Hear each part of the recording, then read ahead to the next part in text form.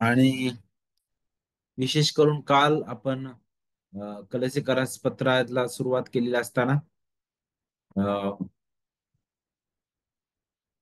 त्याचा परिचय आपण अभ्यासलेला आहे. त्याचा लेखक, ठिकाण, वेळ आणि काही जे त्या घडामोडी त्या मंडळीमध्ये चालू होत्या, समस्या, त्या पण आपण काल हाताळलेल्या आहेत. आपण त्यावर मनन केलेलं आहे. आता आपण पत्रामधील प्रत्येक अ, अध्यायाकडे थोडक्यात सारांश रीतीने आपण आपलं लक्ष केंद्रित करणार आहोत. मला असं वाटतं कालचा जो परिचय होता त्यामध्ये अ, आपल्या समोर पुस्तकाचा जणू काय आराखडाच आला असेल, नाही का, की नेमकं पुस्तक कशाबद्दल आहे आणि आपल्याला कशाची आठवण करून देत आहे. तर विशेष करून तो परिचय, माझी आशा आहे, आपल्या सगळ्यांच्या हृदयात आहे. सगळ्यांना ते समजलं असेल आणि तेच मी ती आशा बाळगतो आणि मग आता आपण पुढे जाणार आहोत. तर आता आपण या पुस्तकाची रचना आणि विषय आपण पुढे शिकणार आहोत. विशेष करून अ, आपण अगोदर शिकल्याप्रमाणे की अनेक गंभीर समस्येला कलसे येथील मंडळीला तोंड द्यावं लागत होतं. वेगवेगळं शिक्षण त्या ठिकाणी आलेलं होतं, शिरलेलं होतं. त्यामध्ये ग्रीक तत्वज्ञान होतं, यहुदी गूढ ज्ञान होतं आणि आपल्याला पाहायला भेटतं काय प्राथमिक शिक्षण जगाचं, नाही का, आपण त्याबद्दल सुद्धा शिकलो. तर ह्या सर्व गोष्टी मंडळीमध्ये शिरत होत्या. आपल्याला माहित आहे की ही जी मंडळी होती ती इतर मंडळीपेक्षा वेगळी होती. का बरं? कारण ज्या मंडळ्या होत्या येरुशलेम येथील म्हणा किंवा इतरही ठिकाणी असणाऱ्या मंडळ्या ज्या होत्या त्यांना प्रेषितांचं शिक्षण मिळालेलं होतं. पण ही अशी मंडळी होती की जिला पाहिजे प्रमाणात प्रेषितांची जी शिकवण आहे, ईश्वर विज्ञान आहे, त्याबद्दल ती नाही का आज ती ती काय म्हणतो आपण तिला तिला इतकी ओळख नव्हती. आणि आणि म्हणूनच वेगवेगळे जे खोटे शिकवणी ज्या होत्या त्या मंडळीमध्ये शिरत चाललेल्या होत्या आणि त्यामुळं ती मंडळी जणू काय असुरक्षित असं ठिकाण बनायला लागलेलं होतं.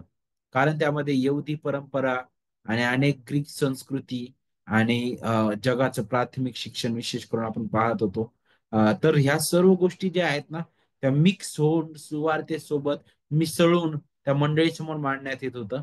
आणि त्यामुळं सत्य, असत्य काय यातील फरक ओळखणं मंडळीसाठी कठीण झालेलं होतं. आणि म्हणूनच मंडळीतील काही जे लोक आहेत त्यांच्या लक्षात ही समस्या आलेली आहे. आणि म्हणून आपल्याला पाहायला भेटतं त्यांनी पौलाला विनंती केली की अ, अ, ह्या गोष्टी चालू आहेत, नाही का. आणि म्हणून आपण पाहतो की पौलाने पत्र लिहिलं आणि पत्राद्वारे त्या सर्व समस्यांचं निरासन पौलाने केलेलं आहे. आणि म्हणून काल जे आपण परिचयामध्ये पाहिलेलं आहे, ग्रीक तत्वज्ञान, यहुदी गूढ ज्ञान किंवा यहुदी परंपरा किंवा यहुदी शिकवण जी होती चुकीची आणि जगाचं प्राथमिक शिक्षण, नाही का. तर हे ज्या गोष्टी शिकवण्यात आल्यात त्या आपल्या हृदयात ठेवूनच आपण या पत्राकडे पुढे जाणार आहोत. कारण ह्या गोष्टी लक्षात ठेवूनच पाऊल पुढे मंडळीला मार्गदर्शन करत आहे. आता सुरुवात करत असताना विशेष करून हा जो भाग आहे, अध्याय 1 पासून तर अध्याय 4 पर्यंत, हा संपूर्ण भाग जो आहे तो 4 भागामध्ये विभागला गेलेला आहे. आणि त्यातील पहिला भाग, अध्याय 1 वचन 1 आणि 2, जिथं नेहमीप्रमाणे पत्राची सुरुवात पाऊल करताना आपल्याला दिसतो अभिवादन पावलाचं. त्यानंतर अध्याय 1 वचन 3 ते 14 मध्ये पौलाची कृतज्ञता नेहमीप्रमाणे तो उपकार स्तुती करतो आणि प्रार्थना करतो. आणि त्यानंतर अध्याय 1 वचन 15 पासून तर अध्याय 4 वचन 6 मध्ये हा तिसरा भाग आहे. हा हा भाग मात्र मोठा आहे. आता अध्याय 1 वचन 1 2 अगदी 2 वचन आहेत. अध्याय 1 वचन 3 ते 14 हे पण छोटा भाग झाला. पण जो मुख्य गाभा आहे, आपण म्हणू शकतो, किंवा या पत्राचं खरं हृदय आपण म्हणू शकतो, मुख्य गाभा, आपल्याला अध्याय 1 वचन 15 ते अध्याय 4 वचन 6 मध्ये पाहायला भेटतो. जिथं पौल जो आहे ख्रिस्ती विश्वासाची सर्वोच्चता, नाही का, ती पाऊल इथं स्पष्ट करेल, विविध विषयांना हाताळून. आणि मग शेवटी अध्याय 4 वचन 7 पासून ते वचन 18 पर्यंत अंतिम समारोपाचं भाषण म्हणू आपण, किंवा अंतिम शुभेच्छा आपल्याला शिकायला भेटतील. तर आता अभिवादनाकडे आपण लक्ष देऊ. वचन 1 आणि 2 बघा, अध्याय 1. कलसे येथील पवित्र जनांना, म्हणजे ख्रिस्तातील विश्वास ठेवणाऱ्या बंधूंना, देवाच्या इच्छेने ख्रिस्त येशूचा प्रेषित पाऊल व बंधू तिमोथी यांच्याकडून. आता इतर पत्रांप्रमाणेच सर्वसाधारण रीतीने पाऊल या सुद्धा पत्राची सुरुवात करताना दिसत आहे. तो म्हणत आहे की कलसे येथील पवित्र जनांना. आणि पवित्र जनांना तो ज्यावेळेस म्हणतो, तर पुढं काय म्हटलेलं आहे? म्हणजे ख्रिस्तातील विश्वास ठेवणारे. तर पवित्र जन काय आहे त्याचाच उलगडा समोरचे वचन देतं. पवित्र जन म्हणजे ख्रिस्तातील विश्वास ठेवणारे, नाही का? म्हणजे पवित्र जन म्हणजे परिपूर्ण झालेले लोक नाही. पवित्र जन म्हणजे जे फारच पवित्र आहेत कृतीने, सर्व गोष्टीने, अशा लोकांबद्दल बोललेलं नाही. तर जे ख्रिस्तावर विश्वास ठेवण्याद्वारे नीतिमान ठरवण्यात आलेले आहेत, देवाचे निवडलेले लोक, जे देवाच्या कृपेने तारलेले लोक, ते जे लोक देवा जगातून निवडलेले आहेत, त्या लोकांबद्दल बोलत आहेत बायबलमध्ये, नाही का? आणि ते लोक, त्या लोकांबद्दल बोलत असताना विशेष करून कलसे भागामध्ये असणारे देवाचे निवडलेले लोक, तारलेले लोक, विश्वासणारे लोक, त्यांच्याबद्दल इथं बोलत आहे पाऊल, की त्यांना देवाच्या इच्छेने ख्रिस्त येशूचा प्रेषित. तर नेहमी आपण पाहतो प्रत्येक पत्राच्या सुरुवातीला पॉल स्वतःच ओळख करून देतो. काही पत्रामध्ये पॉल स्वतःची ओळख दास म्हणून करून देतो. पण पुष्कळ पत्रांमध्ये आपण पाहतो की पॉल खास करून ख्रिस्त येशूचा प्रेषित म्हणून स्वतःची ओळख करून देतो. त्याच्या मागचा उद्देश हा आहे की त्याच्या शिकवणीला तो अधिकार यावा आणि जोर यावा खऱ्या रीतीने. कारण तो पुढे जी शिकवणार आहे, तो कोणत्या अधिकाराने शिकवत आहे आणि त्याच्या मागचा उद्देश काय आहे. तर त्यामुळं पौलाचं हे जे अभिवादन आहे, ते जणू काय त्याच्या पुढच्या शिकवणीसाठी एक, काय म्हणू शकतो, एक अधिकार असं उभं राहणार आहे. कारण ज्या वेळेस पौल म्हणतो की देवाच्या इच्छेने, तो म्हणतो की मी प्रेषित आहे, पण तो प्रेषित मी माझ्या कर्तृत्वावर झालेलो नाही, मी माझ्या इच्छेने झालेलो नाही, मला कुणी लोकांनी केलेलं नाही. तर तो म्हणतो मी देवाच्या इच्छेने झालेलो आहे आणि मी ख्रिस्त येशूचा प्रेषित आहे. तर आपण प्रेषित याबद्दल पाहिलं, पाठवलेला. आणि विशेष करून मूळ जो शब्द आहे तो राजदूताबद्दल मार्गदर्शन करणारा आहे. आणि आणि सुरुवातीपासून आपण शिकत आलेलो आहोत. ख्रिस्त येशूचा प्रेषित म्हणजे ज्यावेळेस तो अशा प्रकारे म्हणत आहे, तर तो म्हणतो की मी ख्रिस्त येशूचा राजदूत आहे. आणि आपल्याला माहिती आहे राजदूताचं काम काय होतं? आपल्या आपल्या राजाला प्रतिबिंबित करणं, आपल्या त्या राज्याला प्रतिबिंबित करणं, राजाचे नियम घोषित करणं आणि त्याच्या कृतीतून, बोलण्यातून तो जो राजा आहे त्याचं गौरव प्रदर्शित करणं. तर मग आणि त्या राजाची घोषणा करणं. तर पाऊल तेच इथं त्याच्या या बोलण्यातून दाखवत आहे की मी ख्रिस्त येशूचा प्रेषित आहे. तर त्याच्या बोलण्याला, त्याच्या शिकवणीला हे एक अधिकार देणारा आहे. कारण तो कोणत्या अधिकाराने शिकवत होता? हे खुद्द ख्रिस्तापासून मिळालेला अधिकार होता. आणि मग तो म्हणतो की देव आपला पिता व प्रभू येशू ख्रिस्त यांच्यापासून तुम्हाला कृपा व शांती असो. आता नेहमी हे अभिवादन आपल्या हृदयात बसलेलं आहे. पावलाच्या प्रत्येक पत्राची सुरुवात, पुष्कळ पत्रांची सुरुवात आपल्याला अशाच अभिवादनाने पाहायला भेटते, जिथं पाऊल म्हणत आहे की देव आपला पिता आणि प्रभू येशू ख्रिस्त यांच्यापासून तुम्हाला कृपा आणि शांती असतो. तो म्हणतो की देव आपला पिता. मुळात देव आपला पिता, तो महान निर्माणकर्त्या या नात्याने आहे नक्कीच. पण खरा उद्धार करता, महान तारणारा आणि जवळीकतेने खरा पिता, जो प्रभू येशू ख्रिस्ताचा पिता, तो आपला पिता झालेला आहे. तो तो कसा होऊ शकलेला आहे? तो कसा झालेला आहे? तर तो स्रोत जो आहे तो आपल्याला पुढे पाहायला भेटतो. त्यांच्यापासून ही कृपा आहे. हे कृपेने शक्य झालेलं आहे. आणि ही कृपा कुणापासून आहे? पित्याने, पित्यापासून आहे. ही कृपा प्रभू येशू ख्रिस्तापासून आहे. ही कृपा जी आहे पित्याने केलेल्या त्या सार्वकालिक तारणदायी योजनेबद्दल आपल्याला आठवण करून देणारे आहे. ही कृपा प्रभू येशू ख्रिस्ताने आपल्यासाठी जे कार्य केलेलं आहे त्या वधस्तंभावरून ही कृपा वाहत येते. त्याचा परिणाम काय आहे? त्या कृपेद्वारे आपल्याला पाहायला भेटतं की शांती प्रस्थापित झालेली आहे. ही शांती म्हणजे काय? देव जो पिता, जो महान प्रभू, जो नीतिमान देव, त्याच्या समोर जे आपण उभे राहू शकत नव्हतो, जे आपण आपल्या अपराध आणि पातकांमध्ये मृत होतो, त्याच्यापासून आपण दुरावलेले होतो, आता आपण अं, देवापासून प्रभू येशू ख्रिस्ताच्या कृपेने, ख्रिस्ताने त्या वधस्तंभावर केलेल्या परिपूर्ण कार्याद्वारे आपण तारल्या गेलेलो आहोत. देवाचा क्रोध त्या वधस्तंभावर शमविण्यात आलेला आहे. देवाचं पूर्ण समाधान करण्यात आलेलं आहे.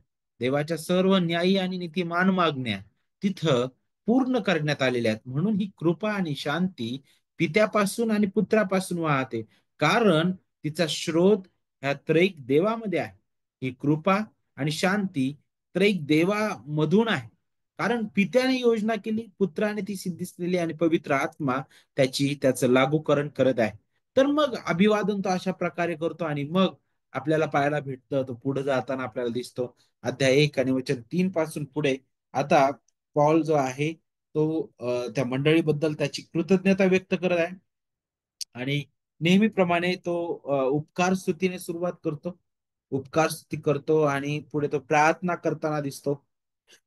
तर तेच आपल्याला या भागामध्ये अध्याय 1 वचन 3 ते 14 मध्ये शिकायला भेटत. तिथं पाऊल जो आहे तो म्हणत आहे बघा, ख्रिस्त येशू मधील तुमचा विश्वास व तुमची सर्व पवित्र जनांवरील प्रीती याविषयी ऐकून आम्ही तुमच्यासाठी जेव्हा प्रार्थना करतो तेव्हा स्वर्गात तुमच्यासाठी राखून ठेवलेल्या आशेमुळे आम्ही सर्वदा आपल्या प्रभू येशू ख्रिस्ताचा पिता देव याची उपकार स्तुती करतो.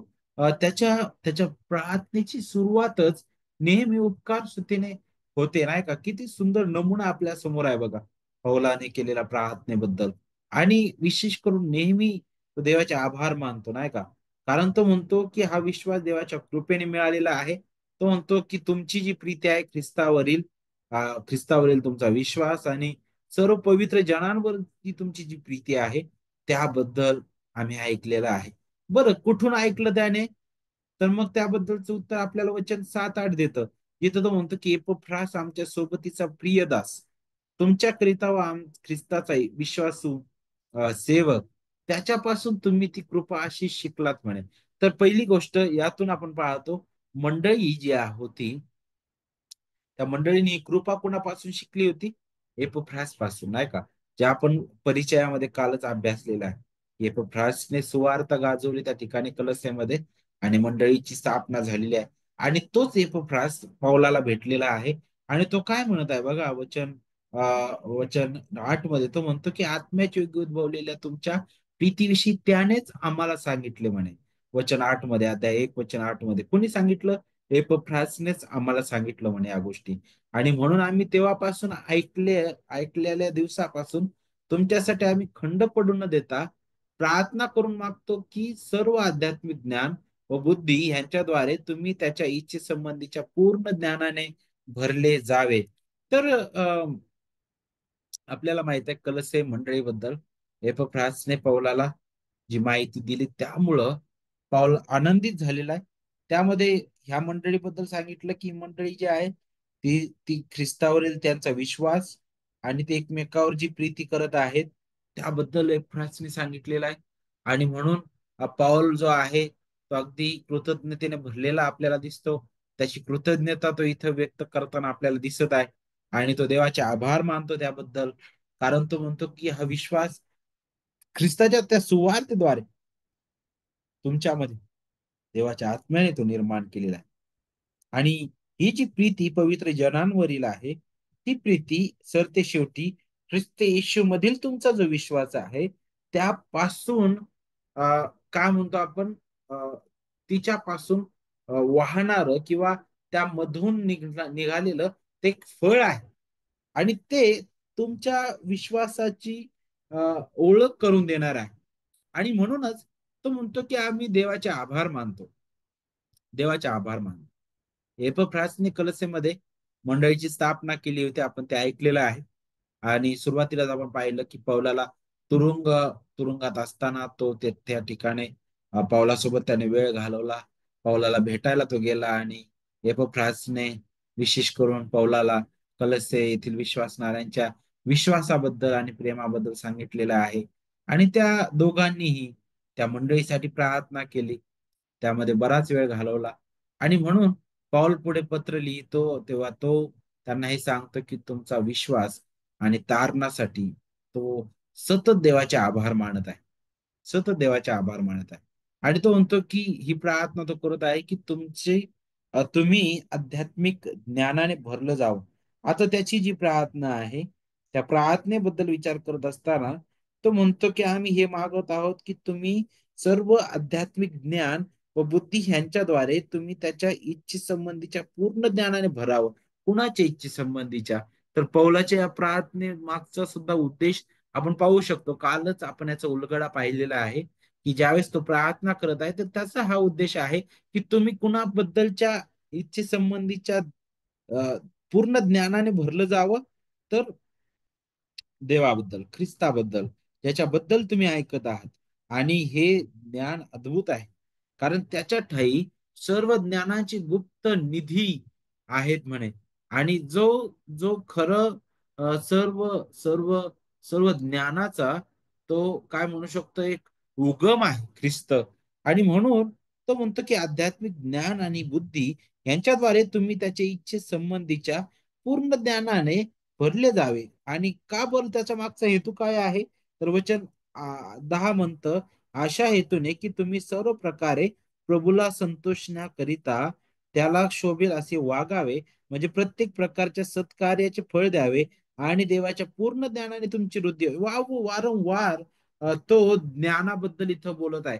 तो म्हणत आहे की तुम्ही आध्यात्मिक ज्ञान आणि बुद्धी यांच्याद्वारे त्याच्या इच्छेसंबंधीच्या पूर्ण ज्ञानाने भरलं जावं, जेणेकरून तुम्ही सर्व प्रकारे प्रभूला संतोषविण्याकरिता त्याला शोभेल असं वागावं. त्याचा हेतू काय आहे? तुम्ही त्याला शोभेल असं वागावं, देवाला आनंद देणार असं तुमचं जीवन असावं. आणि हे कसं होईल बरं? तर हे प्रत्येक सत्कार्याचं फळ तुम्ही द्यावं आणि देवाचं पूर्ण ज्ञान त्याच्यामुळे तुमची वृद्धी व्हावी म्हणे. आणि मग पुढे वचन 11 मध्ये सर्व प्रकारचा धीर व सहनशक्ती ही तुम्हाला आनंद सह प्राप्त व्हावी. तर पहा, इथं तो आध्यात्मिक ज्ञानाबद्दल प्रार्थना करतो, पण त्याच्या मागचा उद्देश काय आहे? तर देवाला संतोषविण्याकरिता तुम्ही कसं वागलं पाहिजे? तर मग तो म्हणतो की सत्कार्याचं फळ द्यावं आणि तुम्ही देवाच्या पूर्ण ज्ञानाने तुमची वृद्धी व्हावी, ज्यामुळे सर्व प्रकारचा धीर आणि सहनशक्ती, नाही का, जी तुमच्यामध्ये तुम्हाला जणू काय सर्व आनंदासह, आहे का, तुम्ही त्यामध्ये वाढाल आणि त्याच्या गौरवाच्या पराक्रमानुसार तुम्ही सर्व प्रकारच्या सामर्थ्याने काय व्हाल? समर्थ व्हाल. तर पॉल त्याच्यासाठी प्रार्थना करत आहे की देवाने त्यांना आध्यात्मिक ज्ञान देऊन त्यांना सत्कर्म करण्यासाठी समर्थ, नाही का, त्याने करावं, त्याचं गौरव त्या मंडळीद्वारे व्हावं. तर मग त्याबद्दल पौल जो आहे अध्याय 1 वचन 3 ते 14 मध्ये तो बोलतो. पुढे आपण येत असताना विशेष करून आता हा पहिला जो टप्पा आहे, पहिला जो भाग आहे, त्याबद्दल तो आपल्याला आठवण करून देतो, जिथं पौलाची उपकार स्तुती किंवा कृतज्ञता आणि मध्यस्थी ते आपल्याला शिकायला भेटतं. आणि शेवटचा जर तुम्ही भाग पाहिला, अध्याय 4 वचन 7 ते 18 मध्ये, जिथे तुम्हाला अंतिम शुभेच्छा पाहायला भेटतील. तुम्ही जर अध्याय 4 वाचला, कलस्से अध्याय 4 आणि वचन 7 पासून पुढे जर पाहिलं, तर तिथं पॉल म्हणत आहे, प्रिय बंधू तुखिक, प्रभूमधील विश्वास सेवक व माझ्या सोबतीचा दास, माझ्याविषयी सर्व गोष्टी तुम्हाला कळविल, नाही का. आणि आणि मग पुढे आपल्याला 18 पर्यंत तो अनेक गोष्टी बोलताना दिसतो. आणि विशेष करून वचन 18 शेवटचं वचन जे तो म्हणतो की मी पौलाने स्वहस्ते लिहिलेला सलाम मी बंधनात आहे याची आठवण ठेवा, तुमच्या बरोबर कृपा असो. तर हा जो संदर्भ आहे अध्याय 7 पासून वचन 18 पर्यंत, हा शेवटचा भाग आहे, जिथं पॉल जो आहे तो अंतिम शुभेच्छा किंवा समारोप करताना आपल्याला दिसतो. आणि हे पत्र पुन्हाद्वारे पाठवण्यात आलं, त्याचा पण उलगडा आपल्याला भेटतो. तो म्हणतो की तुखिक जो आहे, प्रिय तुखिक, या भागातून हे अगदी स्पष्ट होतं की पौलाने हे पत्र तुखिक आणि अनेसिम नाही का यांच्या हाती पाठवलं होतं कलसेकरांना. तुखिकने एपिसकरांनाही पत्र पोहोचवलेलं होतं आणि अनिसिमने काय केलं, फिलेमोनला पत्र दिलेलं होतं. आणि यावरून आपण पाहतो की कलसेकरांना इपिस्करास पत्र आणि फिलेमोनाला पत्र, ही तिन्ही पत्र जे आहेत जवळपास एकाच वेळी लिहिली गेली असावी आणि एकाच काळामध्ये ती पाठवली गेली असावी. आणि म्हणूनच ह्या भागामध्ये तो लाउदिकिया मंडळीचा आपण उल्लेख करतो वचन 16 मध्ये पहा, हे पत्र तुमच्यात वाचून झाल्यावर लाउदिकियातील मंडळीतही वाचायला मिळावे व लाउदिकियाकडील पत्र तुम्हीही वाचावे. तर इथून सुद्धा आपण पाहू शकतो की लाउदिकियातील मंडळीला अ, अ, त्या मंडळीचा उल्लेख केलेला आहे. तुम्ही वाचल्यानंतर त्या मंडळीला पण वाचण्यासाठी हे द्या म्हणे. आणि आणि काय लाउदिकियांकडील पत्र तुम्ही वाचावा असं म्हटलेलं आहे. तर यावरून आपण पाहतो की आणखी एक पत्र जे लाउदिकिया भागातील मंडळीसाठी पाठवण्यात आलेलं होतं त्याच काळामध्ये. तर त्यांचं पत्र तुम्ही वाचा, तुम्ही वाचल्यानंतर हे पण पत्र त्यांना पण पाठवा. तर यावरून आपण समजू शकतो की पौलानं ही जी पत्र पाठवली होती ती नक्कीच विशिष्ट परिस्थिती, विशिष्ट लोकांसाठी जरी लिहिलेली होती, तरी ती वेगवेगळ्या श्रोत्यांना लागू व्हावीत असा त्याचा हेतू होता. जरी ही पत्र त्या पहिल्या शतकामध्ये त्या मंडळांसाठी लिहिण्यात आलेली होती, पण तितकीच गरज आज सुद्धा मंडळांसाठी आहे. कारण ती जी समस्या त्या काळामध्ये होती, आता ती समस्या कितीतरी पटीने वाढलेली आपल्याला आताच्या काळातही दिसत आहे आणि प्रत्येक युगामध्ये पाहायला भेटत आहे. म्हणून पौलाची पत्र प्रत्येक युगामध्ये, प्रत्येक मंडळीसाठी, प्रत्येक काळातील मंडळीसाठी जणू काय म्हणू शकतो, ताजीतवाने आहेत, ते जिवंत आहेत नेहमी. कारण ही पत्र नेहमी बोलणारी आहे. त्या ज्या समस्या त्या मंडळामध्ये होत्या, तशाच समस्या, किंबहुना त्याच्याही पलीकडे भयंकर समस्या आज मंडळांमध्ये पाहायला भेटत आहेत. आणि म्हणूनच पौलाची पत्र आजही तितक्याच मोठ्या प्रमाणात प्रत्येक मंडळीसाठी महत्वाचे आहेत. कारण ही पत्र सुद्धा देवाच्या ईश्वर प्रेरित वचनांचा एक भाग आहे. आणि यामाग देव स्वतः अधिकाराने उभा आहे. आणि म्हणूनच ही पत्र तितकीच मोलाची, तितकीच महत्वाची आहे आजही. आणि म्हणून आपण त्याकडे गांभीर्याने लक्ष देणं गरजेचं आहे. तर पहिला भाग आपण पाहिला, अध्याय 1 आणि वचन विशेष करून 3 ते 14. तर दुसरा शेवटचा भाग आपण पाहिलेला आहे, अंतिम शुभेच्छा, ज्या आपण अध्याय 4 वचन 7 ते 18 मध्ये पाहायला भेटतं. आता याच्यामध्ये हा अध्याय 1 वचन 3 ते 14 आणि अध्याय 4 वचन 7 ते 18 याच्या मधला जो भाग आहे, हा मुख्य गाभा आहे, हा मुख्य भाग आहे. आणि आता ह्या मुख्य भागाकडे आपण आपलं लक्ष केंद्रित करूया. ह्या मुख्य भागाकडे आपण लक्ष केंद्रित करत असताना हा जो मुख्य भाग आहे, एकच महत्वाचा विषय आपल्या समोर करणार आहे. आणि ज्या एकाच विषयावर पाऊल आता पुढे बोलणार आहे, तो म्हणजे काय, ख्रिस्ती विश्वासाची सर्वोच्चता. ख्रिस्ती विश्वास काय आहे आणि त्याची सर्वोच्चता आपल्याला अध्याय 1 वचन 15 ते अध्याय 4 वचन 6 मध्ये शिकायला भेटणार आहे. तर त्यामधील विशेष करून हा जो भाग आहे, अध्याय 1 वचन 15 ते अध्याय 4 वचन 6, हा भाग सुद्धा 4 उपभागांमध्ये विभागलेला आहे.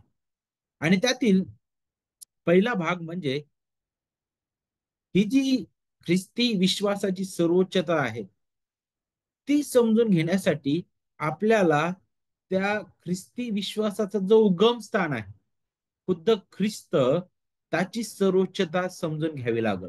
आणि म्हणून पॉल अध्याय 1 वचन 15 ते 20 मध्ये ख्रिस्ताची सर्वोच्चता, ख्रिस्ताचं सर्वश्रेष्ठता, ख्रिस्ताची सर्वोच्च पण, ख्रिस्ताचं सर्वात महान पण तो प्रकट करतो.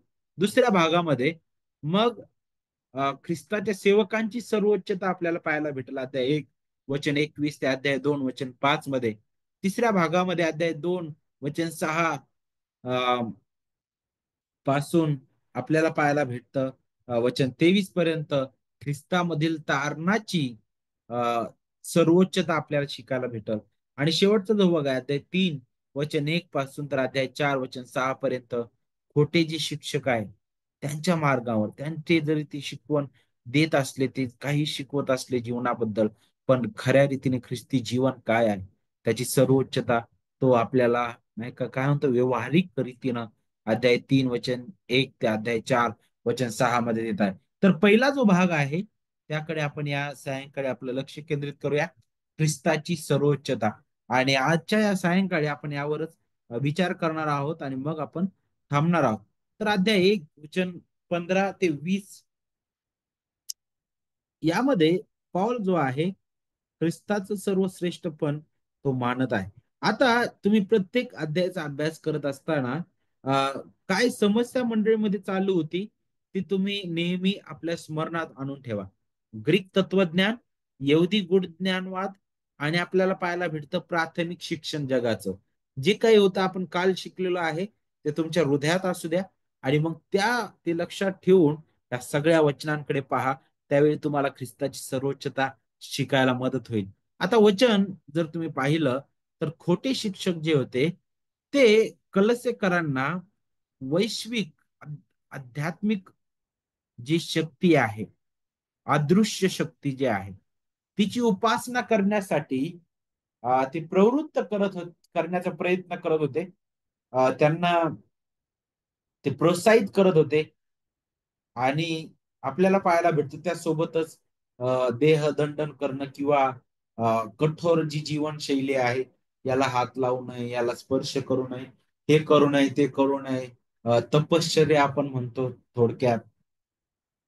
तर त्या गोष्टीसाठी ते प्रयत्न करत होते, जेणेकरून तुम्ही जितकं कठोर जीवन जगाल आणि त्या कठोर जीवनशैलीमुळं त्या तुमच्या जगण्यामुळं तुम्ही जितकं तुमच्या देहाला दंडन कराल आणि आणि आणि जितकं तुम्ही आपल्याला पाहायला भेटतं की तुमच्या शरीराला वेदना द्याल, तितकं त्या ज्या आध्यात्मिक शक्ती आहेत त्या समाधान पावतील.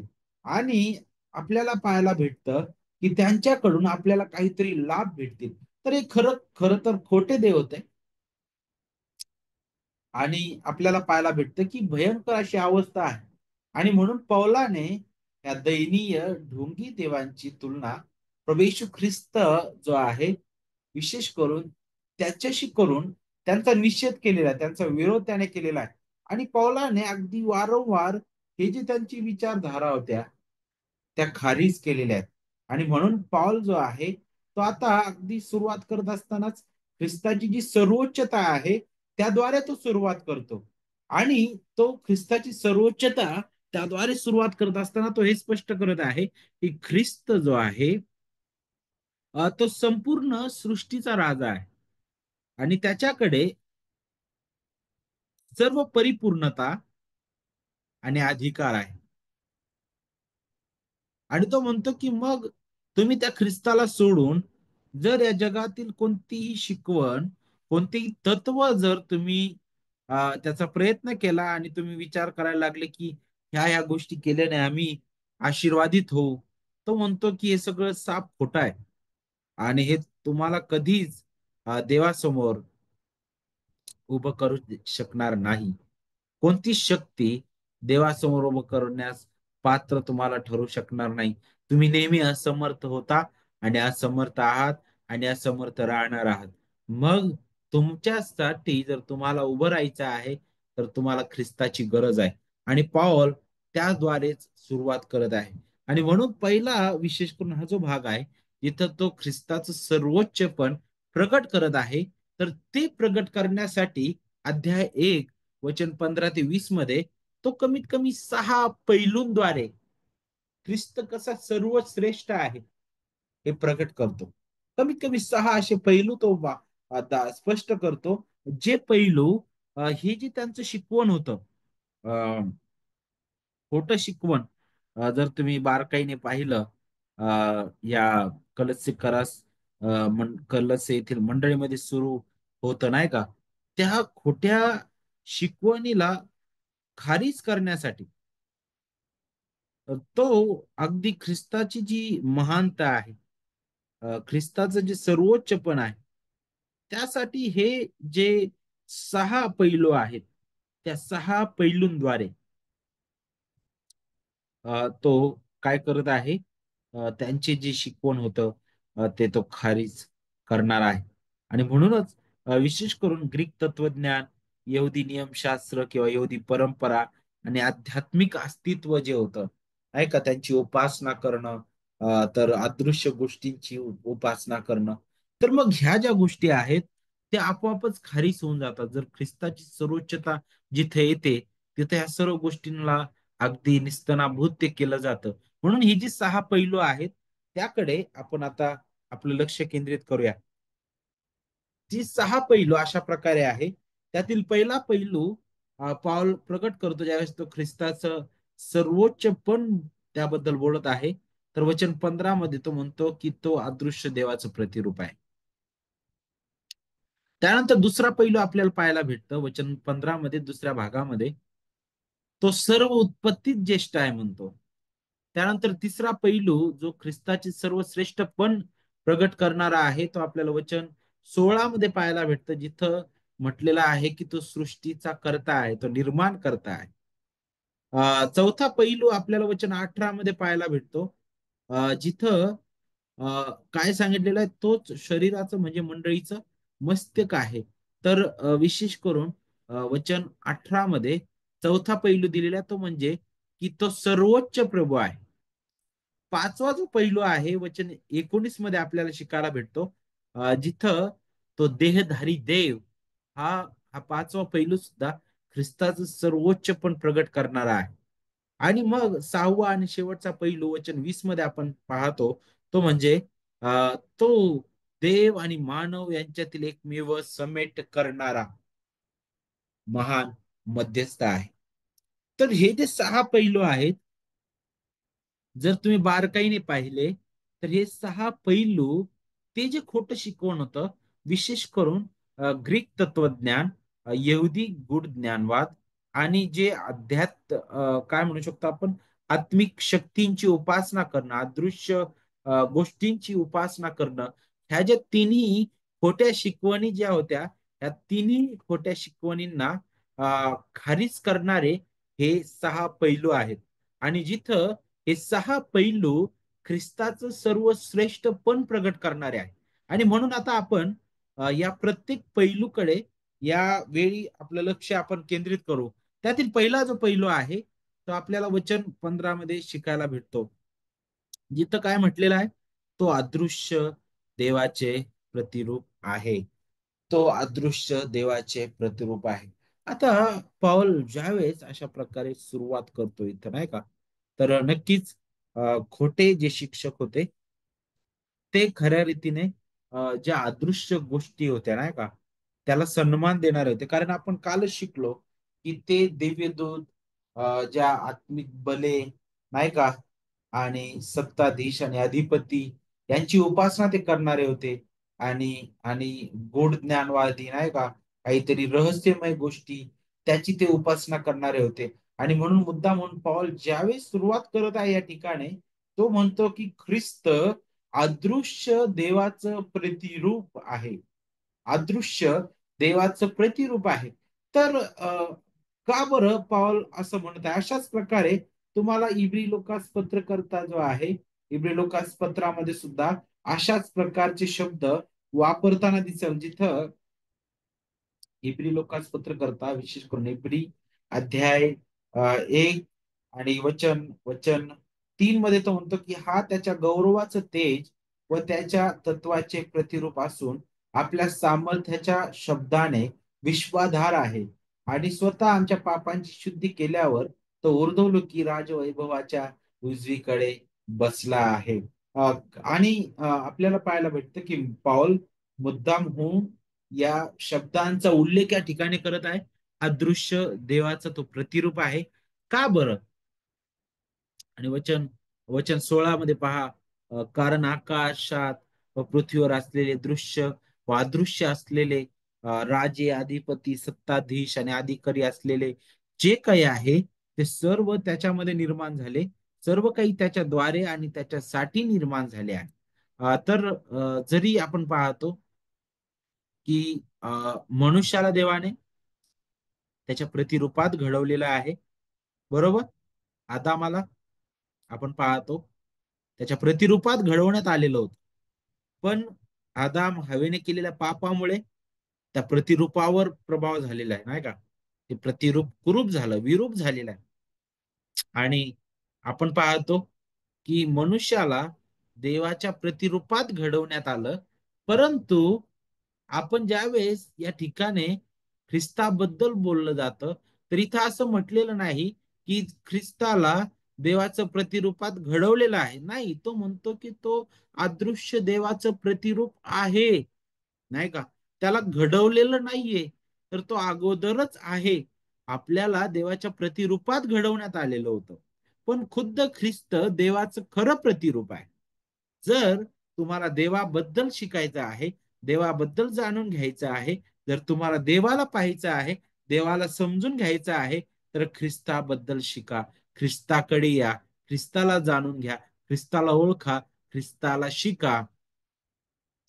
कारण पुढे याच वचनांमध्ये पुढं त्याचं कारण आपल्याला शिकायला भेटेल, जिथं काय म्हटलेलं आहे की ख्रिस्त जो आहे त्याच्या ठाई देवाची पूर्णता मूर्तिमान वसते, राय का.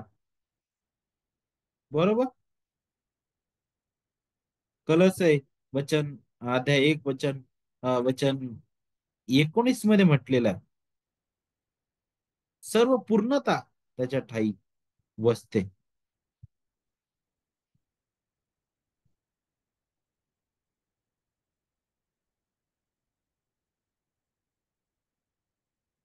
तर देवाचं प्रतिरूप, का बरं असा शब्दप्रयोग पाऊल इथं करत आहे.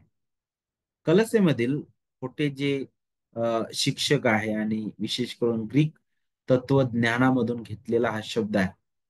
आणि प्रतिरूप ह्या ज्या गोष्टी आहेत ना, अगदी त्यांच्या लक्षात आलं असेल, अदृश्य प्रतिरूप, नाही का.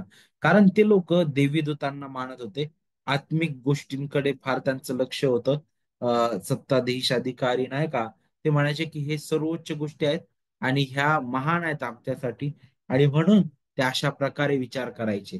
आणि पौलाच्या काळातील सुद्धा काही ग्रीक तत्वज्ञानी जे होते, विशेष करून ते विश्व जे आहे, निर्मिती किंवा विश्व जे आहे त्याला देवाचं स्वरूप ते मानायचे. आणि त्यांची अशी कल्पना होती की विश्व जे आहे ते देवाचं सर्वात मोठं प्रगटीकरण आहे. आणि ते म्हणायचे की त्या प्रगटीकरणातून आपल्याला ज्ञान आणि बुद्धी मिळू शकते, नाही का. म्हणूनच ग्रीक तत्वज्ञान तशाच प्रकारचं आहे की तुम्ही शिका, तुम्ही ज्ञान संपादन करा, आणि जितकं तुमच्याकडे ज्ञान येईल तितकं ते ज्ञान जे आहे तुम्हाला देवाकडे घेऊन जाणार ठरेल, आणि ते ज्ञान तुम्हाला देवाबद्दल अधिक अधिक उभं करेल. मग सृष्टीमधून ज्ञान घ्या, जिथून भेटल तिथून ज्ञान घेत राहा, आणि ते ज्ञान तुम्हाला देवासमोर उभं राहण्यास पात्र ठरवेल. पण पॉल ज्यावेळेस इथं बोलतो, तर पॉल म्हणतो की खऱ्या रीतीने ते ज्ञान नक्कीच आपल्याला सृष्टीतून देवाबद्दल ज्ञान मिळतं, परंतु ते परिपूर्ण ज्ञान आपल्याला मिळत नाही. कारण हीच निर्मिती आहे. 19 जर स्तोत्र तुम्ही वाचलं तर तुम्हाला पाहायला भेटल की ती निर्मिती जी आहे ती केवळ देवाचं गौरव, त्याची अंगुली कार्य प्रगट करते. पूर्ण दैवत्व, पूर्ण देव पण जर आपल्याला समजून घ्यायचंय, देवाचं हृदय आपल्याला जाणून घ्यायचंय, देवाचा पूर्ण मनोदय जर समजून घ्यायचा आहे, तर देवानेच समजून सांगायला पाहिजे. कारण देव अगाध ज्ञानाने भरलेला आहे, तो अमर्याद आहे, आणि तो सर्वश्रेष्ठ प्रभू आहे, तो महान निर्माण करताय. आपण मर्यादित बुद्धीचे लोक आहोत. आपण स्वतःच्या बुद्धीने, स्वतःच्या विचाराने त्या अमर्याद देवाला कधीच स्वतःच्या बळावर जाणून घेऊ शकत नाही. म्हणून स्वतः देवाने स्वतःचं प्रगटीकरण देणं गरजेचं आहे. आणि आपण पाहतो की देवाने स्वतःला प्रगट केलं. कसं प्रगट केलं? तर इब्री लोकांस पत्रकर्ता म्हणतो की अंश अंशाने आणि प्रकारांनी संदेश त्यांचा देवाने उपयोग केला पूर्वीच्या काळात, आणि तो त्या काळाच्या शेवटी तो आपल्या पुत्राद्वारे बोललेला आहे. तर मग हे कसं आहे, कसं प्रगट केलं? त्याच्या लिखित वचनाद्वारे. हे प्रगटीकरण कोण आहे? ख्रिस्त आहे. कारण ख्रिस्ताने जिवंत देवाला प्रकट केलेला आहे. तो शिष्याला काय म्हणाला, की जो मला पाहतो होता तो त्याने पित्याला पाहिलेला, जो मला ओळखतो तो पित्याला ओळखतो. कारण ख्रिस्तामध्ये देवपणाची पूर्णता मूर्तिमान वसते, नाही का?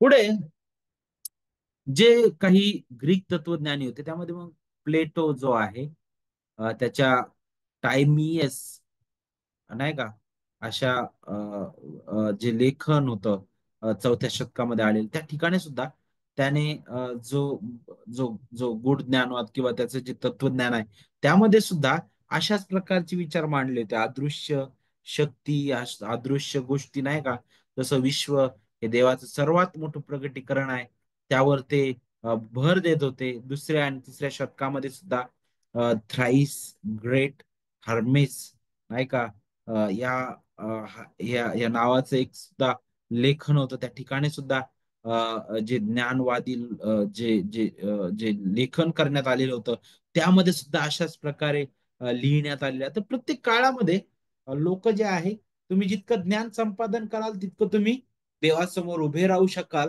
हे शिकवत होते. आणि म्हणूनच पौल जेव्हा सुरुवात करतो तो म्हणतो की ख्रिस्त अदृश्य देवाचं प्रतिरूप आहे. तर जणू काय पौल इथं अगदी स्पष्ट करत आहे की अरे, खोट्या शिक्षकांनी ज्याची उपासना ते करत आहेत ते दुष्ट आत्मे आहे.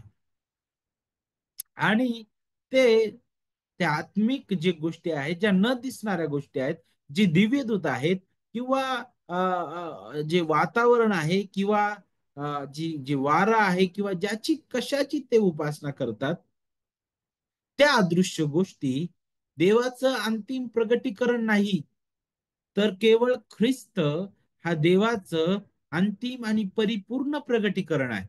कारण तो अदृश्य देवाचं प्रतिरूप आहे. योहान 1 वचन 18 मध्ये स्पष्ट रीतीने योहान हे प्रकट करतो की तो जो पित्याच्या उराशी असतो, जो एकुलता एक, त्याने त्या अदृश्य देवाला प्रगट केलेला आहे. देवाला कुणी कधीच पाहिलेलं नाही. आपण कधीच देवाला समजू शकलो नसतो. पण ख्रिस्तामध्ये आपण देवाला समजू शकतो. कारण ख्रिस्त देवपणाची पूर्णता आहे. त्रैक्यातील दुसरा व्यक्ती, जो पित्याच्या उराशी सार्वकालिकतेमध्ये होता, जो निर्मित नाही तर महान निर्माण करता आहे, जो जो सार्वभौम आहे का? आणि म्हणूनच पौल म्हणतो की तो ख्रिस्त अदृश्य देवाचं प्रतिरूप आहे. ख्रिस्त आहे ज्याच्याकडे विश्वासणाऱ्यांनी देवाचं सर्वोच्च ज्ञान आणि बुद्धीसाठी पाहावं. आणि हे कसं बरं? आणि हे कसं शक्य आहे? आणि कसं सर्व ज्ञान आणि बुद्धी आपल्याला त्याच्याकडेच भेटल, किंवा त्याच्याकडे आपण पाहावं? तर ते आपण पुढे जसे आपण हे जे पैलू आहेत ते समजून घेऊ, तसे आपण त्याबद्दल आपल्याला समजण्यास मदत होईल. तर दुसरा जो भाग आहे तो पुढे म्हणतो, आता अगोदर सांगितलं तो अदृश्य देवाचे प्रतिरूप आहे. तर नक्कीच इथं तो एका दृष्टीने त्याचं दैवत्व प्रगट करत आहे. तो परिपूर्ण देव आहे, तो त्रैक्यातील दुसरा व्यक्ती, सार्वभौम देव, महान निर्माण करता, सार्वकालिक प्रभू आहे, जो सर्व शक्तिमान आहे, सर्वाधिकारी आहे. सर्व शक्ती आणि सर्व सामर्थ्य त्यावर तो तो विराजमान असणारा आहे. आणि तो पराक्रमी देव आहे, तो दिव्यदूतांपेक्षा सर्व श्रेष्ठ आहे, आणि तो महान देव आहे. आता पुढे तो दुसरा पैलू प्रगट करत आहे पॉल, आणि तो म्हणजे तो उत्पत्तीत उत्पत्तीत ज्येष्ठ आहे. सर्व उत्पत्तीत ज्येष्ठ आहे. आता अदृश्य देवाचं प्रतिरूप, तर मुद्दा म्हणून आपल्याला माहिती आहे प्रत्येक जो शब्द पाऊल उच्चारत आहे, हा प्रत्येक शब्द ग्रीक तत्वज्ञानातून आलेला आहे. कारण ग्रीक तत्वज्ञानासाठी अदृश्य गोष्टी फार महत्वाच्या आणि फार मोलाच्या होत्या. आणि इवन जर आपण पाहिलं तर यहुदी गुढ ज्ञानवाद किंवा यहुदी जे जे शिकवण होतं त्यांच्यासाठी सुद्धा अ, अ, अदृश्य हे हे फार मोलाचं होतं. कारण यहुदी लोक सुद्धा दिव्यदूतांची उपासना करायचे. कारण ते मानायचे की ते दिव्य दूत सुद्धा देवाच्या बरोबरीचे आहेत. कारण त्यांच्याकडे अफाट सामर्थ्य आहे. कारण त्यांना माहित होतं की त्यामध्ये ते युद्ध करतात. ते नाही का अ, ते इतके सामर्थ्यशाली आहेत की ते वारा थांबवू शकतात. ते काहीही करू शकतात. त्यांचं सामर्थ्य अफाट आहे. आणि म्हणून ते दिव्यदूतांकडे सुद्धा अगदी देवाच्या तुलनेने ते पाहिजे.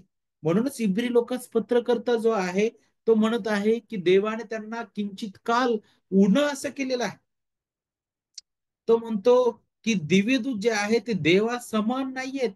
त्यांची निर्मिती नक्कीच माणसापेक्षा वेगळी आहे. नक्कीच त्यांच्याकडे सामर्थ्य मनुष्यापेक्षा कितीतरी पटीने जास्त आहे. परंतु ते सर्व सामर्थ्य नाहीयेत. ते देवाची जागा कधीच घेऊ शकणार नाहीत. तो म्हणतो मी त्यांच्या उच्च ठिकाणी कोण आहे तो मी दाखवितो, आणि तो म्हणजे ख्रिस्त आहे. इब्री लोकास पत्रकर्ता म्हणतो, नाही का. आणि म्हणूनच दुसरी जी बाब आहे जिथं दुसरा पैलू पाऊल देतो तो म्हणजे काय, की सर्व उत्पत्तीत ज्येष्ठ आहे. आता सर्व उत्पत्तीत ज्येष्ठ नेहमीप्रमाणे पॉल त्या खोट्या शिक्षकांचा विरोध करण्यासाठी काही ते शब्द आहेत तो काळजीपूर्वक त्याने निवडलेले आहेत. पहिला अदृश्य, त्यानंतर आता ज्येष्ठ. आता ज्येष्ठ या शब्दाचं मोल काय आहे? अ, विशेष करून प्रथम जन्मलेला, सर्वसाधारणपणे शब्दशः असा अर्थ लोक घेतात. पण ज्येष्ठ हा जो शब्द आहे ना, उत्पत्तीत सर्व उत्पत्तीत ज्येष्ठ, मला असं वाटतं हा चांगला आणि उत्तम शब्द आहे. आणि त्याच्यासाठी जो मूळ शब्द वापरलेला आहे, प्रोटोटोकोस असा शब्द वापरलेला आहे. आणि हा जो शब्द आहे ना, हा शब्द निर्मितीबद्दल, सुरुवातीबद्दल मार्गदर्शन करणारा शब्द नाहीये. तर हा शब्द श्रेष्ठतेबद्दल, अधिकाराबद्दल मार्गदर्शन करणारा शब्द आहे. म्हणून पॉल ज्यावेळेस ज्येष्ठ, प्रोटोटोकॉस हा शब्द वापरतो, सर्व उत्पत्ती ज्येष्ठ, त्यावेळी तो त्या खोट्या शिक्षकांना जणू काय फटकारत आहे. तो म्हणतो की तुम्ही ज्या देवदूतांबद्दल विचार करत आहात, ज्या आध्यात्मिक सत्ता आणि अधिकाराबद्दल विचार करत आहात, तो म्हणतो की त्या अधिकारांनाही घडवणारा, तो म्हणतो की त्या देवदूतांनाही घडवणारा, तो म्हणतो की त्या सर्वांवर उच्च सार्वकालिकतेमध्ये असणारा तो कोणीतरी आहे, आणि तो म्हणजे ख्रिस्त आहे. तो सर्व उत्पत्तीत ज्येष्ठ आहे. पुन्हा एक वार इथं ख्रिस्ताची सर्व श्रेष्ठता, त्याचा सर्व अधिकार आपल्याला पाहायला भेटतं.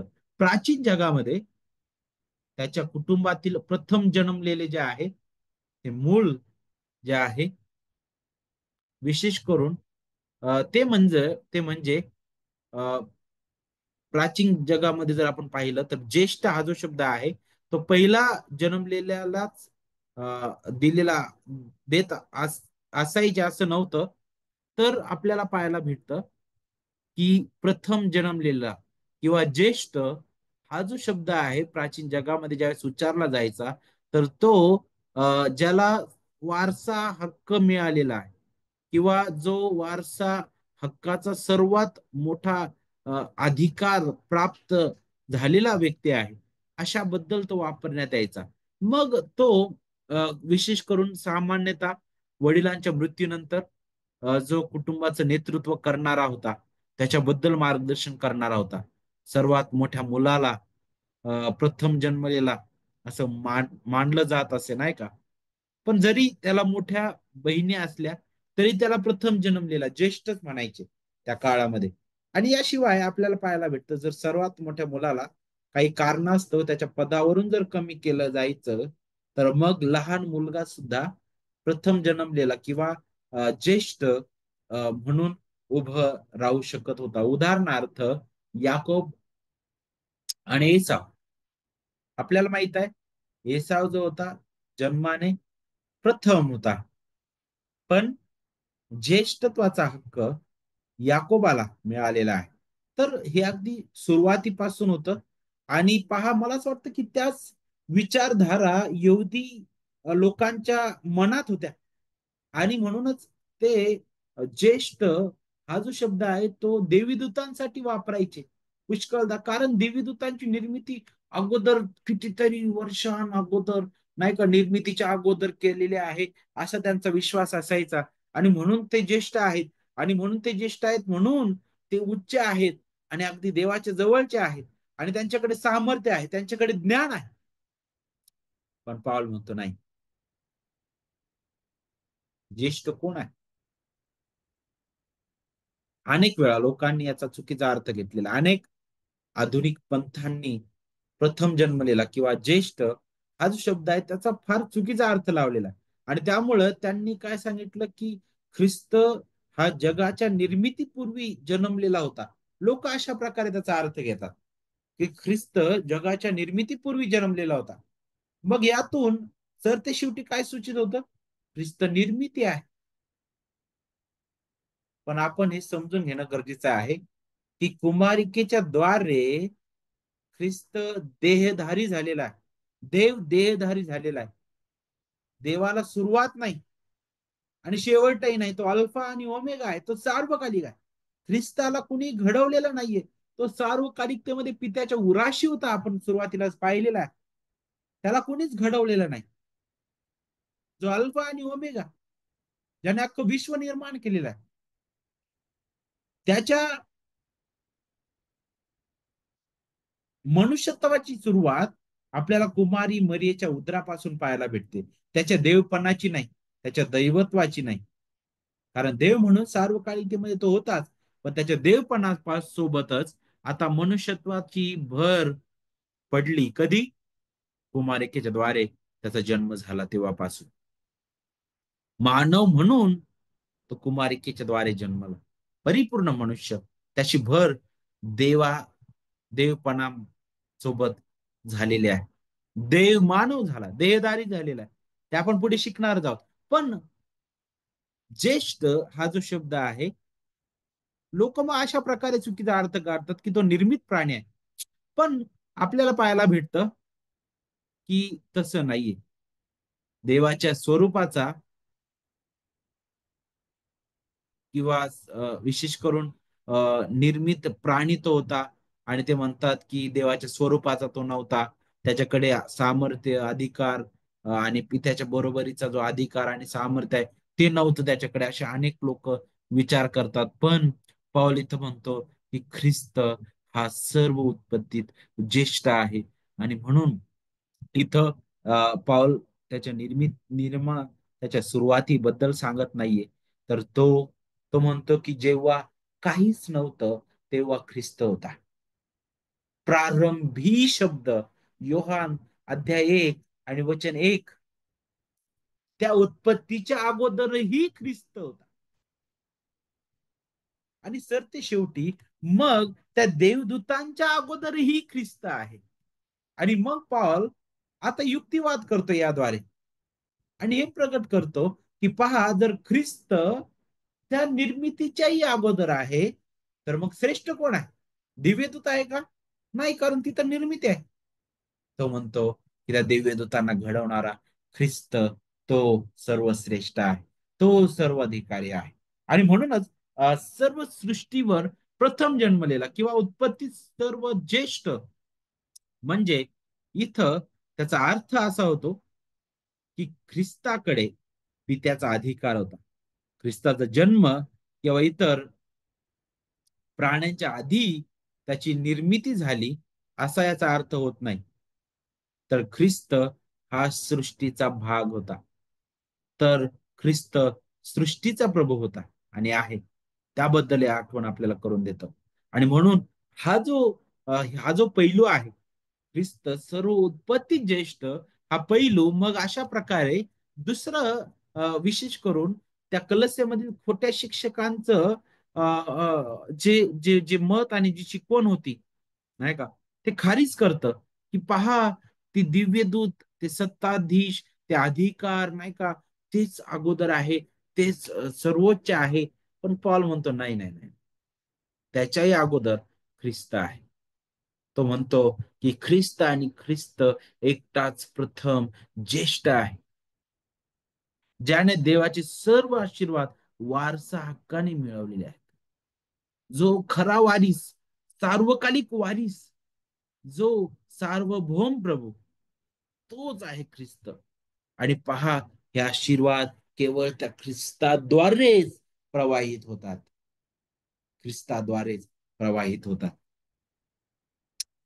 तर हे दुसऱ्या पैलूमध्ये पाऊल स्पष्ट करत आहे. पुढे पाऊल आणखी महत्वाचा मुद्दा मांडतो, तो म्हणजे निर्मितीचा करता किंवा निर्माण करता आपण म्हणू शकतो. हे तिसरं सत्य आहे, जिथं तिसरा पैलू आहे, ज्यातून पाऊल ख्रिस्ताची सर्वश्रेष्ठता प्रगट करत आहे. पाऊल असं म्हणत आहे की ख्रिस्त हा निर्माण करता आहे, ज्याच्याद्वारे देवाने विश्वाची निर्मिती केली. यहुदी गूढवादामध्ये आपण पाहतो की निर्मितीमध्ये देवदूतांना अनेकदा महत्वाची भूमिका दिली जाते. देवदूतांद्वारे घडवलं, नाही का. पण पवित्र शास्त्र पवित्र शास्त्र आपल्याला हे शिकवितं की ही निर्मिती त्रैक देवाने केलेली आहे. त्रैक देव या निर्मितीच्या कार्यामध्ये कार्यरत होता.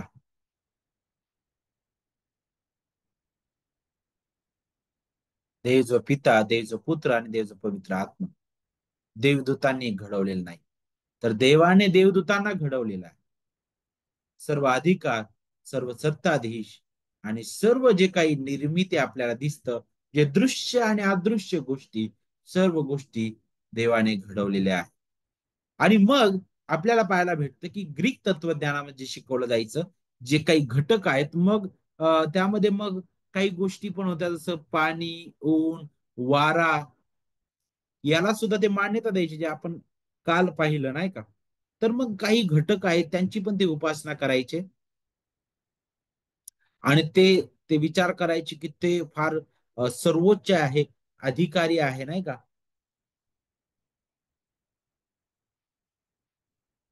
अदृश्य गोष्टी त्यांना ते मांडायचे. पण पॉल हे स्पष्ट करत आहे की ख्रिस्त हा निर्मितीचा एकमेव निर्माण करता आहे, तो निर्माता आहे. आणि या इतर सर्व ज्या शक्ती तुम्ही म्हणता ना, हे जे सर्व सत्ताधीश तुम्ही म्हणता ना, हे जे सर्व अधिकार तुम्ही बोलता ज्याच्याबद्दल, हे सर्व ख्रिस्ताच्या अधीन आहेत. पहा वचन काय सांगत आहे, अध्याय 1 वचन 16 मध्ये, कारण आकाशात व पृथ्वीवर असलेले, दृश्य व अदृश्य असलेले राजे, अधिपती, सत्ताधीश किंवा अधिकारी असलेले जे काही आहे, ते सर्व त्याच्यामध्ये निर्माण झाले. सर्व काही त्याच्याद्वारे व त्याच्यासाठी निर्माण झाले आहे. आधीच आपण पाहिल्याप्रमाणे सत्ताधीश आणि अधिकार हे कुणासाठी वापरलेला आहे? आध्यात्मिक शक्तीसाठी, नाही का. जे खास करून पतित देवदूतांबद्दल सुद्धा सांगितलं जातं, चांगल्या देवदूतांबद्दल सुद्धा सांगितलं जातं, कारण त्यांच्याकडे सामर्थ्य होतं, नाही का, त्याबद्दल ते सांगणार आहे. आणि खोटे शिक्षक जे होते, ते त्यांची उपासना करत होते. पण पौलाच्या मते, पौल अगदी स्पष्ट करत आहे की हे जे सत्ताधीश आहे, हे जे अधिकार आहेत, ते ख्रिस्ताच्या अधीन आहेत. कारण त्यानेच त्यांची निर्मिती केलेली आहे, तो निर्माण करता आहे. आणि म्हणून त्याला निर्मितीमध्ये प्रथम प्राधान्य आहे. निर्मितीतील प्रत्येक गोष्टीपेक्षा अगदी सर्वात मोठ्या आध्यात्मिक शक्तीसह तो सर्वोच्च ठिकाणी, अतिउच्च ठिकाणी विराजमान असणारा महान, पराक्रमी, सर्वश्रेष्ठ असा आमचा प्रभू आहे. आणि त्याबद्दलच तो तिसरा पैलू जो आहे, तो स्पष्ट करत आहे. त्यानंतर चौथ्या पैलूमध्ये तो आणखी एक बाजू मांडतो, त्यातून ख्रिस्ताचं सर्वश्रेष्ठ पण प्रगट करतो. ते आपल्याला पाहायला भेटते, ते म्हणजे काय, सर्वोच्च प्रभू. उत्पत्तीत अदृश्य देवाची प्रतिरूप, त्यानंतर उत्पत्तीत ज्येष्ठ आपण त्याबद्दल शिकलो, त्यानंतर आपण निर्मितीचा निर्माण करता आपण पाहिला, आणि आता सर्वोच्च प्रभू, चौथ जो पैलू आहे, त्यातून पाऊल आता आणखी एक महत्वाचा मुद्दा इथं स्पष्ट करणार आहे. यामध्ये तो म्हणत आहे की ख्रिस्त सर्वोच्च प्रभू आहे, कारण देवाने त्याला मंडळीचा प्रमुख म्हणून नेमलेला आहे. पहा अध्याय 1 वचन 18 काय सांगतं. तोच शरीराचं म्हणजे मंडळीचं मस्तक आहे. तो आधी मृतातून प्रथम जन्मलेला आहे, अशासाठी की सर्वांमध्ये त्याला प्राधान्य मिळावं. तुम्हाला माहिती आहे का, ख्रिस्त ज्यावेळेस पेत्राशी बोलत होता, पेत्राने ज्यावेळेस कबुली दिली सर्व शिष्यांच्या वतीने की तुम्ही ख्रिस्त जिवंत देवाचे पुत्र आहात, त्यावेळेस ख्रिस्त पुढे म्हटला की तू पेत्र आहेस, पण मी माझी मंडळी या खडकावर रचीन. ख्रिस्त मंडळीचा उगमस्थान आहे. ख्रिस्त मंडळीचा मुख्य कोनशिला आहे. ख्रिस्त मंडळीचं मस्तक आहे, जिथून मंडळीला सर्व सांध्यांना खरा पुरवठा होतो. जर मस्तक नाही तर शरीर नाही, म्हणून ख्रिस्त जर नाही तर मंडळी नाही. मग पाऊल ज्यावेळेस म्हणतो की ख्रिस्त त्या शरीराचं मस्तक आहे, तर पाऊल हे सुद्धा सांगत आहे की मंडळीच्या वरती, मंडळीचा अधिकार कोणी दिव्यदूत नाही, कोणतं ग्रीक तत्वज्ञान, यहुदी परंपरा, प्राथमिक शिक्षण किंवा जगातील कोणतीच गोष्ट नाही, तर मंडळीचा अधिकार हा ख्रिस्ताच्या अधिकाराच्या अधीन आहे. कारण मंडळीचा मस्तक ख्रिस्त आहे आणि ख्रिस्ताशिवाय मंडळी नाहीये. आणि म्हणूनच ख्रिस्त आहे, म्हणून मंडळी आहे, आणि म्हणून ख्रिस्ताच्या बाहेर आपण मंडळीला घेऊन जाऊ नये. ख्रिस्ताच्या अधीन मंडळीने असावं, मस्तकाच्या अधीन मंडळीने असावं. पाऊल त्याबद्दल बोलतो. पाऊल अगदी स्पष्ट करतो. पाऊल फक्त हे सांगतो की तो निर्माण करताच आहे एवढंच नाही, तर तो शरीराचा म्हणजेच मंडळीचा मस्तक आहे. दुसऱ्या शब्दामध्ये आपल्याला शिकायला भेटतं की ख्रिस्त जो आहे खऱ्या रीतीने खरा इस्रायल आहे. ख्रिस्त जो आहे खरं ते स्त्रीचं संतान आहे, ज्याची घोषणा सार्वकालिकतेमध्ये करण्यात आली. युगानुयुग जुन्या करारामध्ये त्याची सावली प्रगट करण्यात आली. खुद्द पहिली वार्ता सांगण्यात आली देवाने की स्त्रीचं संतान येईल आणि ते सर्पाचं डोकं ठेचणार आहे, ज्याची झलक पुढे आपल्याला नोहाच्या तारोमध्ये पाहायला भेटली, ज्याची झलक आपल्याला अब्रामाला दिलेल्या अभिवचनांमध्ये पाहायला भेटली की पहा तुझ्या संतानाद्वारे पृथ्वीवरील सर्व कुळे आशीर्वादित होणार आहे, ज्याची झलक आपल्याला दावीद राजाच्या, त्याचा पुत्र शल्मोन राजाच्या आणि सर्व राजेशाहीमध्ये पाहायला भेटली. खरा गौरवी राजा येणार आहे, तो दाविदाच्या कुळातून येणार आहे, ज्याची झलक आपल्याला त्या कराराच्या त्या त्या भाषेतून दिसली, जी भाषा अब्रामासोबत बोलताना केलेली होती. जे रक्त सांडण्यात आलं, त्या रक्ताने तो करार तिथं प्रस्थापित झाला. अब्रामासोबत बोलत असताना जे जे प्राण्यांना त्या अब्रामाने चिरलं, आणि पहा त्या दोन्ही बाजूला ते ठेवलं, आणि त्या मधून खुद्द देव गेला त्या रक्ताळीला वाटेतून, आणि त्याने हे घोषित केलं की मी हा करार प्रस्थापित करत आहे. त्या कराराची खरी पूर्णता ख्रिस्ताच्या रक्ताला झाली. तेच नवीन करार आपण पाहतो की जो ख्रिस्तामध्ये प्रस्थापित झालेला आहे. आणि यामध्ये आपण पाहतो की त्याची लेकरं म्हणून आपण देवासमोर येऊ शकतो. जुन्या करारातील असू द्या की नवीन करारातील असू द्या, सर्व लोक ख्रिस्तामध्ये एकत्र करण्यात आलेले आहे. ही सर्व मंडळी, जी निवडलेली लोक, त्यांच्यासाठी ख्रिस्त आला, जगला, मरण पावला आणि तिसऱ्या दिवशी पुन्हा उठलेला. ख्रिस्त सर्वांचा प्रभू आहे, सर्वोच्च आहे, सर्व निर्मितीवर प्रमुख आहे, सर्व बाबतीत तो श्रेष्ठ आहे, आणि म्हणून तो महान देव आहे. आणि मग पुढे आपल्याला पाहायला भेटतं की कलस्सेमधील मंडळीवर जो प्रभाव टाकत होता खोटे शिक्षकांचं जी शिकवण, खऱ्या रीतीने त्याच्या विरुद्ध पाऊल इथं अगदी स्पष्ट करत आहे की ख्रिस्ताचं प्रभुत्व महान आहे, ख्रिस्त सर्वोच्च आहे, आणि म्हणून मंडळीला ख्रिस्ताशिवाय दुसरं काहीच देऊ नका. त्यावेळेस मंडळीमध्ये राजकारण येतं, त्यावेळेस मंडळीमध्ये जगाचं तत्वज्ञान येतं, ज्यावेळेस मंडळीमध्ये जगाचं शिकवण येतं, त्यावेळेस ती मंडळी ख्रिस्त जो मस्तक आहे त्याच्यापासून ढळली जाते, आणि ती मंडळी लवकरच उद्ध्वस्त होऊ शकते. म्हणून ख्रिस्त मंडळीचं मस्तक आहे त्याच्या अधीन मंडळीने असावं. म्हणून प्रति दिवशी ख्रिस्त मंडळीत गाजविला जाणं गरजेचं आहे. ख्रिस्ताचं वधस्तंभ गाजविला जाणं गरजेचं आहे. ख्रिस्त सर्वश्रेष्ठ आहे. तो सार्वभौम देव आहे. आणि हे समजावं म्हणून पाऊल त्या ठिकाणी बोलत आहे. पाचवा पैलू आपल्याला पाहायला भेटतो तो म्हणजे देहधारी देव. आता इथं पाऊल जो आहे आणखी महत्वाचा मुद्दा हाताळत आहे तो म्हणजे ख्रिस्त जो आहे तो खरा देहधारी देव आहे.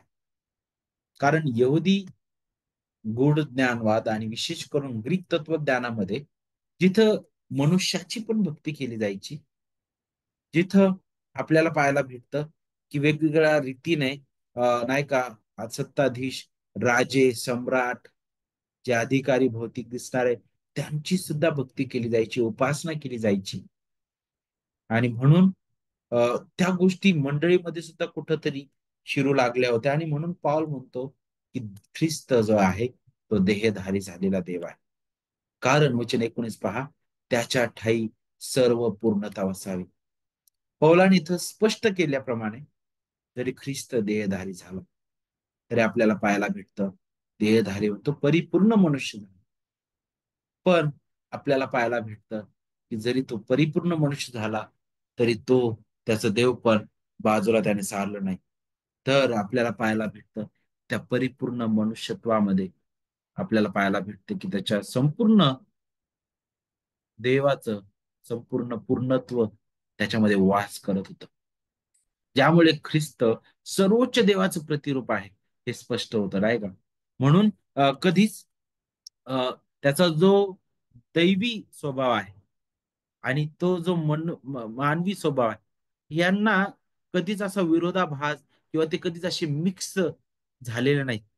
तो या भूतलावर असताना सुद्धा त्याचं बोलणं जे होतं ते अधिकारवाणीने होतं. त्याने केलेली कृत्य नाही का आणि त्याने केलेले चमत्कार आणि आणि आणि त्याचं त्याचं महान तारणारा म्हणून वधस्तंभावरील कार्य हे त्याचं परिपूर्ण दैवत्व आणि परिपूर्ण मनुष्यत्व प्रगट करणार आहे. आणि म्हणून ह्या गोष्टीमधून पाऊल जो आहे कलसेमधील खोटे जे शिक्षक होते त्यांना विशेष करून आत्म्यांचं किंवा जे आध्यात्मिक गोष्टी अदृश्य गोष्टी सत्ताधीश अधिकारी त्यांची जी उपासना करण्याची ते मागणी करत होते. कारण आत्म्यांचा मानवी व्यवहारावर मोठा प्रभाव आहे असं मानलं जात होतं. आणि स्पष्टपणे कलसेमधील मंडळीमध्ये किमान काही लोकांनी या शिकवणीला मान्यता देण्यास सुरुवात केलेली होती. आणि म्हणून पॉल म्हणत आहे की देव देहधारी झालेला आहे. तो ख्रिस्तामध्ये येशू ख्रिस्तामध्ये आपल्याला पाहायला भेटतो. देवाचं संपूर्ण पूर्णत्व आपल्याला येशू ख्रिस्तामध्ये पाहायला भेटतं. तो विश्वाची निर्मिती करणारा देव आहे जो देहधारी झाला. याची आज्ञा इतरांनी प्रभू म्हणून पाळली पाहिजे. हे खोट्या शिक्षकांनी प्रोत्साहन दिलेल्या ज्या कमी दर्जाच्या आध्यात्मिक प्राण्या आहेत त्यांच्यापेक्षा खूप महान रीतीने विशेष करून ख्रिस्ताला श्रेष्ठ करणारा आहे. तो म्हणतो की तुमचे अधिकार, तुमच्या शिकवणी आणि तुमचे तुमच्या जे काही कल्पना आहेत त्या सर्वांपेक्षा श्रेष्ठ ख्रिस्त आहे.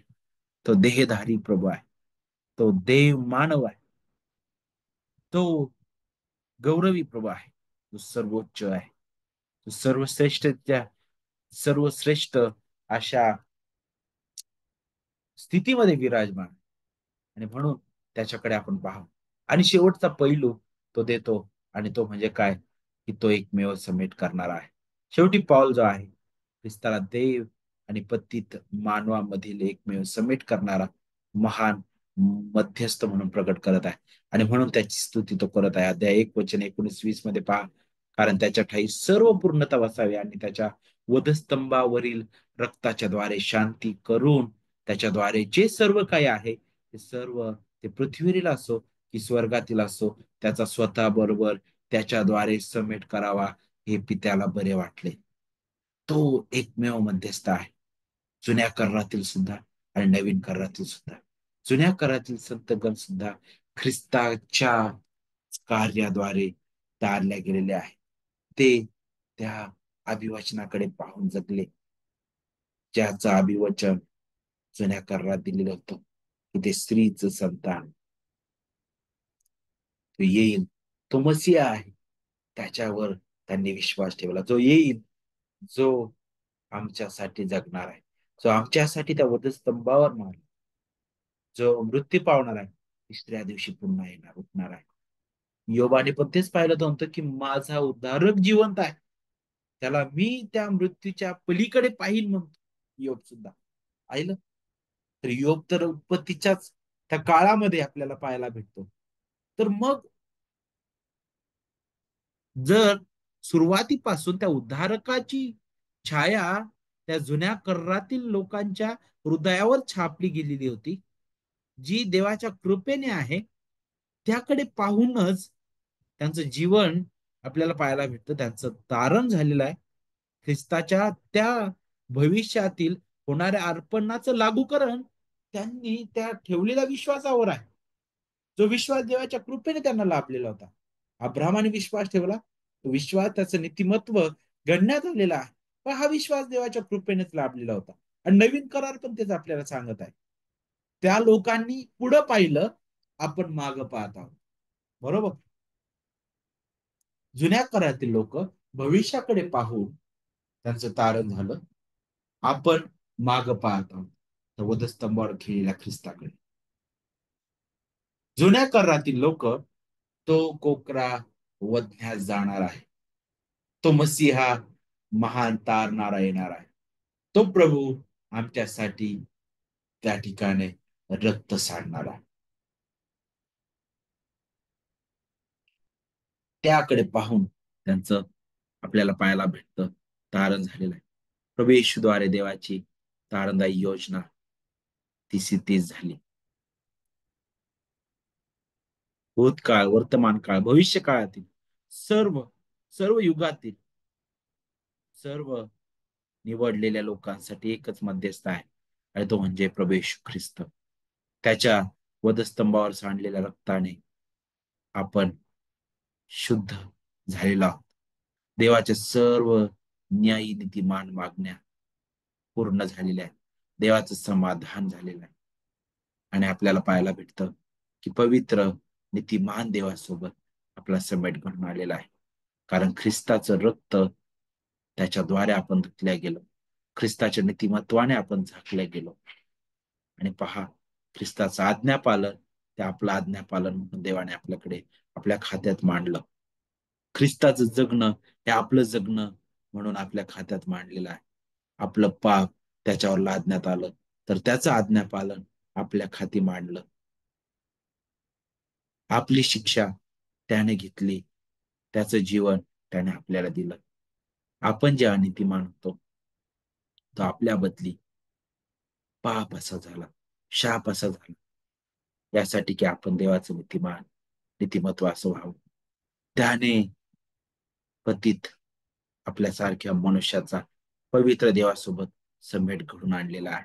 आता देव आपल्याकडे क्रोधाने पाहत नाही, कारण ख्रिस्तामध्ये आपण तारल्या गेलेलो आहोत. आता आपला जो ख्रिस्ताचा पिता होता आणि आहे, तो आपलाही पिता झालेला आहे. आणि तो आता आपल्याला ख्रिस्तामध्ये कवटाळतो, तो आपल्याला आलिंगन देतो, आपल्यावर प्रीती करतो, आपल्याला तो नाही का आशीर्वादित करतो ख्रिस्तामध्ये. आणि म्हणूनच अं कलेसेकरांनी या शिकवणीला मान्यता देणं म्हणजे केवळ ख्रिस्ताचं गौरव आणि अधिकार कमी करणं किंवा चोरणं हेच आहे. जर ते कलसेमधील त्या खोटे जे शिक्षक जे आहेत ते शिकवत होते, जर त्या शिकवणीला जर त्यांनी मान्यता दिली तर. आणि म्हणूनच पॉल जो आहे इथं फटकारत आहे की ज्या गोष्टी तुम्हाला ख्रिस्ताच्या श्रेष्ठतेपासून दूर घेऊन जातात, ज्या गोष्टी ख्रिस्ताचं महानता कमी करतात, ज्या गोष्टी ख्रिस्ताला डाग आणणाऱ्या आहेत, मग त्या जगाच्या दृष्टीने कितीही उच्च असल्या तरी त्या गोष्टी भयानक आहे, भ्रष्ट आहे, ढोंगी आहे. त्या तुम्हाला कधीच देवासमोर उभं करण्यास पात्र ठरू शकणार नाही. त्या कधीच ख्रिस्ताची जागा घेऊ शकणार नाही. कारण ख्रिस्त सर्वोच्च आहे. ख्रिस्त सार्वभौम आहे. ख्रिस्त सर्वश्रेष्ठ आहे. तो सुवार्तेचा मुख्य गाभा आहे. ख्रिस्त स्वतः सुवार्ता आहे. ख्रिस्त अदृश्य देवाचं प्रतिरूप. ख्रिस्त उत्पत्ती ज्येष्ठ. ख्रिस्त महान गौरवी देव जो देहधारी झाला, तो जगला, मरण पावला, तिसऱ्या दिवशी पुन्हा उठला, स्वर्गात गेला, पित्याच्या उजवीकडे बसलेला आहे, तो पुन्हा महान वैभवाने येणार आहे, जो मंडळीचं मस्तक आहे. त्या ख्रिस्ताचे आपण लेकरं आहोत. आणि पाऊल म्हणतो कलसेतील मंडळीला, तुम्ही त्या ख्रिस्ताची लेकरं आहात. आणि म्हणून ह्या खोट्या शिक्षणाला तुम्ही बळी पडू नका, नाही का? हे सर्व आशीर्वाद ख्रिस्तामध्ये आपल्याला लाभलेले आहेत. आणि म्हणूनच ख्रिस्ताशी आपण प्रामाणिक असावं, त्याच्याकडे आपण पाहावं.